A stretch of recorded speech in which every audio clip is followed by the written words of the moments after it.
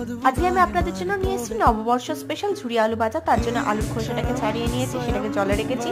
এবার একটা গ্রেটারে মোটা অংশ দিয়ে আলুটাকে একটা ডাইরেকশনে এইভাবে স্লাইস করে নেবো। প্রসঙ্গত মনে রাখি, আলুটাকে একটা ডাইরেকশন বরাবর স্লাইস করতে হবে। আলুটাকে স্লাইস করা হয়ে গেলে সঙ্গে সঙ্গে সেটাকে জলে রেখে দিতে হবে। এইভাবে সমস্ত আলুটাকে একদম রেডি করে নিতে হবে। এবার এটাকে খুব ভালোভাবে ধুয়ে ধুয়ে পরিষ্কার করে নিতে হবে। এইভাবে 3-4 বার ধুয়ে নিতে হবে।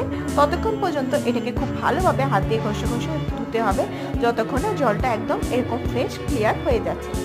জল ফ্রেশ ক্লিয়ার হয়ে গেলে জল থেকে আলুটাকে তুলে নেব। যতটা সম্ভব হাত দিয়ে চেপে এক্সট্রা জলটাকে বাদ দেব, দিয়ে আলুটাকে সাইডে রেখে দেবো। এইভাবে সমস্ত আলুটাকে রেডি করে নেব। এরপর একটা টেবিলের ওপর কটন টাওয়ালে বিছিয়ে দেবো, তার উপরে আলুটাকে স্প্রেড করে দেবো।